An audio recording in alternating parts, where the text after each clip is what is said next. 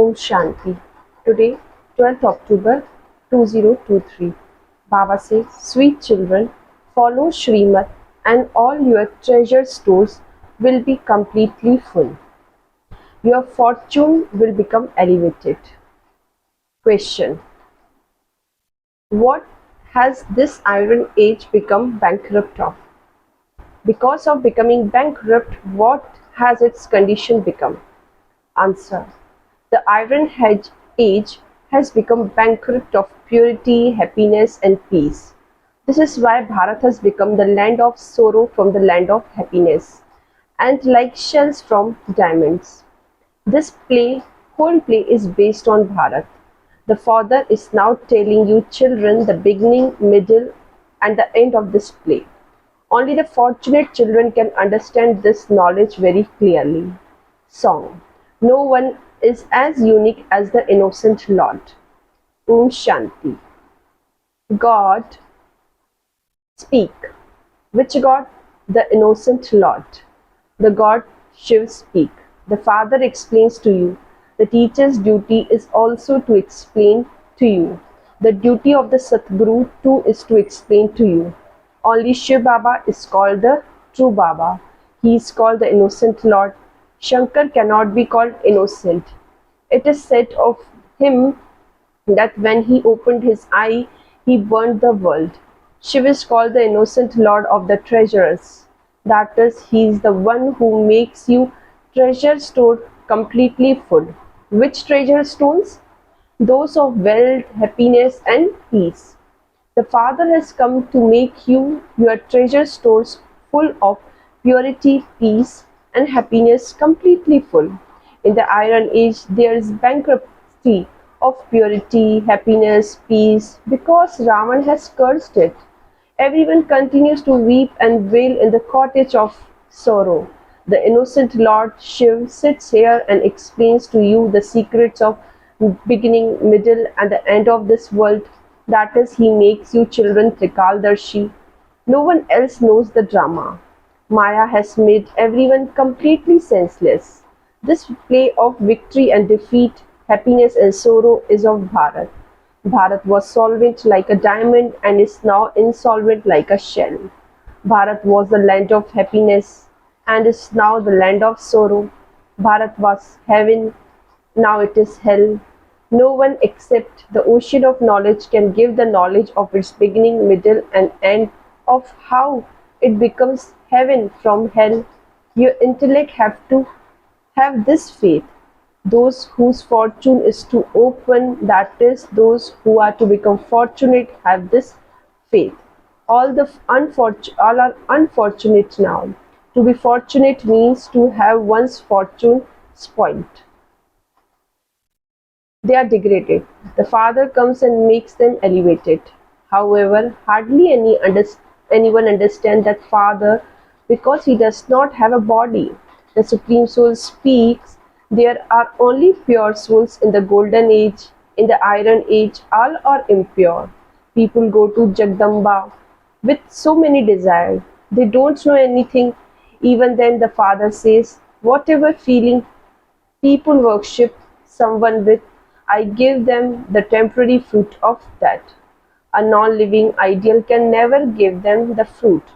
I alone am the one who gives them the fruit and temporary happiness. I am also the bestower of unlimited happiness. I am not a bestower of sorrow. I am the remover of sorrow and bestower of happiness. You have come here to claim your inheritance of heaven in the land of happiness. There are a lot of precautions to be observed in this. The Father explains, in the beginning there is happiness.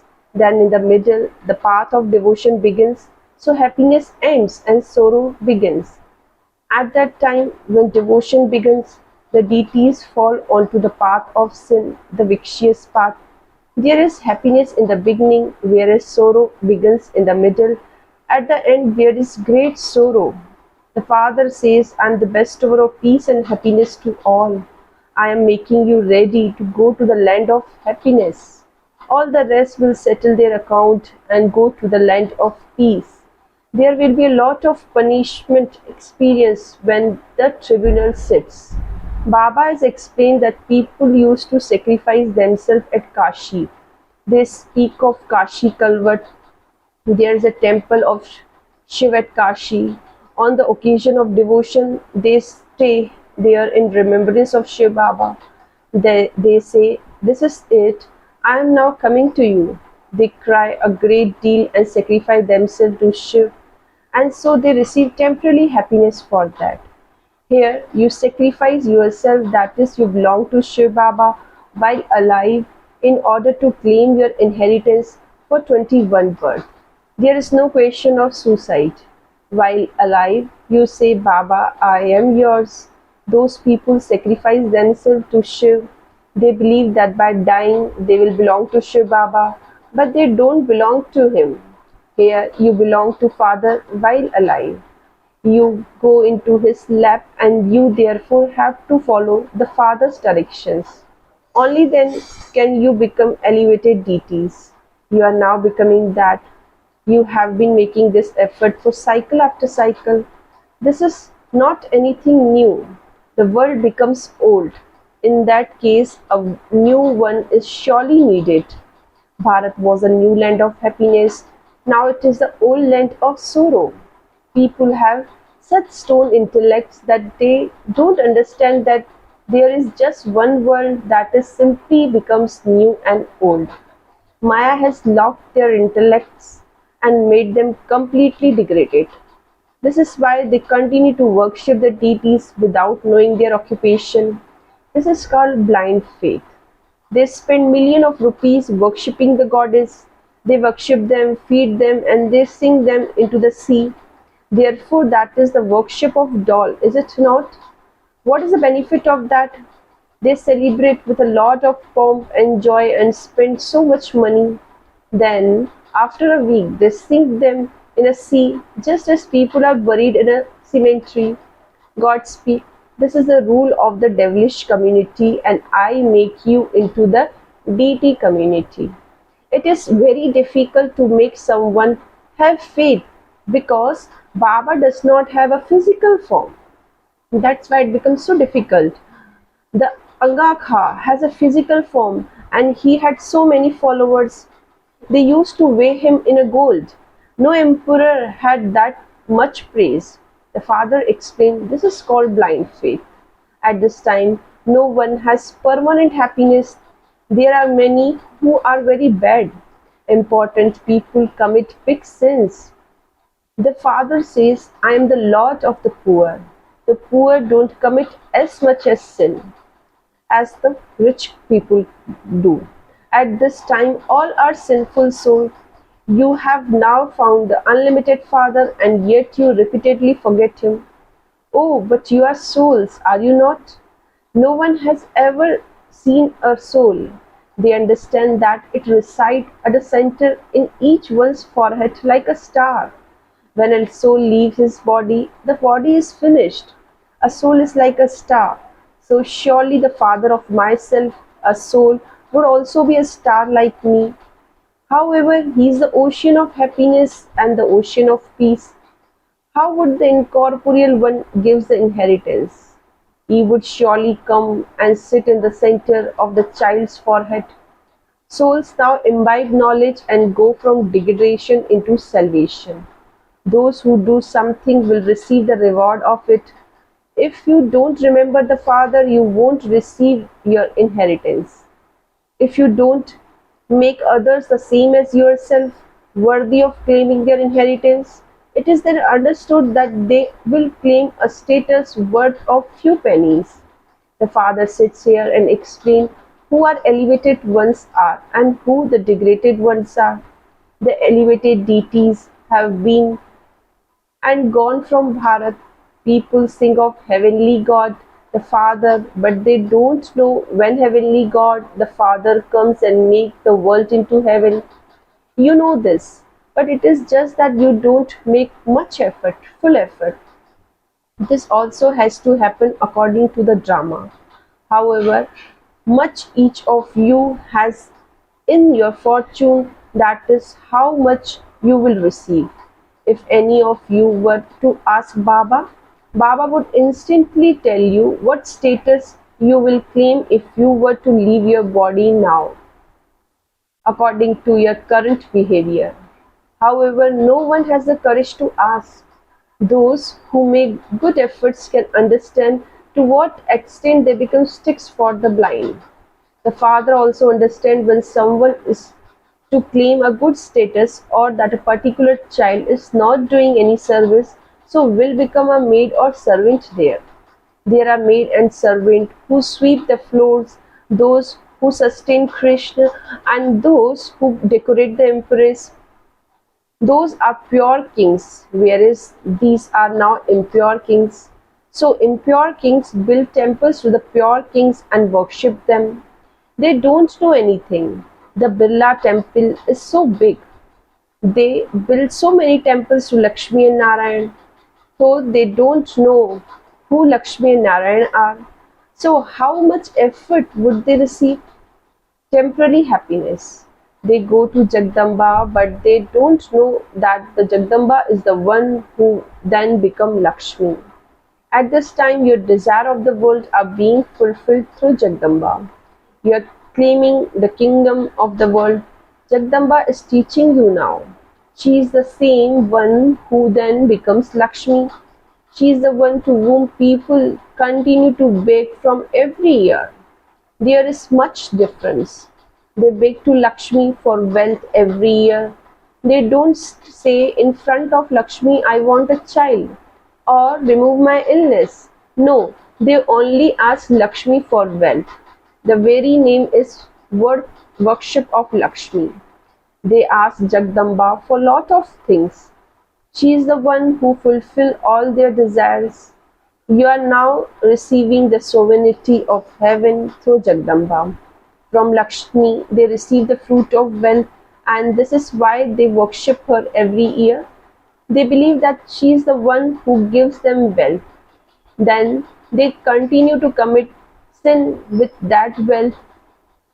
They even commit sin to attain wealth. Your children are now receiving the imperishable jewels of knowledge with which you will become prosperous. You receive the kingdom of heaven through Jagdamba. There are no sins committed there. These matters have to be understood. Some understand this very well, whereas others don't understand it at all. It is not in their fortune. If you don't follow Srimad, you won't become elevated and your status will be destroyed. It has to be understood that the whole world is being established. God, the Shiv, establishing the heaven kingdom, and Bharat will become heaven. This is called the benevolent age. At the most, the age lasts for 100 years. All the other ages last for 1250 years. In Ajmer, there's a model of paradise. They show what heaven is like. Heaven would definitely be here, would it not? If someone hears even a little, he will go to the heaven. However, if they don't study, they are uneducated subjects to our number wise. However, there all the poor and wealthy have happiness. Here, there is nothing but sorrow. In the golden age, Bharat is a land of happiness, whereas in the iron age, it is a land of sorrow. The history and geography of the world have to repeat. God is the only one. There is also just one world. In the new world, Bharat is first. Bharat has now become old and it has to become new again. No one else knows how the world history and geography have to repeat. Not everyone is the same. There will be different level of status there too. There are no policemen there because there is no fear that here there is fear, and this is why there are policemen, etc. They have divided Bharat into pieces. There are no partition in golden age. Only the one kingdom of Lakshmi and Narayan continues. There are no sins committed there. The father says, children, claim your inheritance of constant happiness from me by following my directions. Only the one father shows you the path to salvation. You are Shiv Shakti army and that make Bharat into heaven. You use your bodies, minds, and wealth, everything for this service. That Bapuji chased away the Christian that was also fixed in the drama. However, there has not been any happiness through that. You will receive this and this will happen. Only from the Father you are going to receive something. Everything else is going to end. They ask for their they ask for there to be birth control. They continue to beat their heads for that. Nothing is going to happen. If a small war breaks out, there will be famine. There will be lot of violence between one another. Acha, essence for dharana. First point, you have to sacrifice yourself to the Father while alive. That is, you have to belong to the Father and follow the Srimad of the Father alone. Do the service of making others the same as yourself. Second point, donate the imperishable jewels of knowledge and become like Jagdamba, one who fulfills everyone's desire. Blessing for today is, may you receive the blessing of being an easy yogi and fulfill and become full of all specialties and be cooperative in service. Detail: Brahmin life is a life full of all specialties. To be a Brahmin means to receive the blessing of being an easy yogi. This is the first blessing of this life. Constantly keep this blessing in your intellect. This means putting this blessing into your practical life. The easy way to keep this blessing constantly is to use it in serving all souls. To be cooperative in doing service is to be an easy yogi. So keep this blessing in your awareness and become full of all specialties. Slogan for today is, to give a vision of your form and your elevated destination through the jewel on your forehead is to be a lighthouse. I'm repeating. To give a vision of your form and your elevated destination through the jewel on your forehead is to be a lighthouse. Acha, Om Shanti.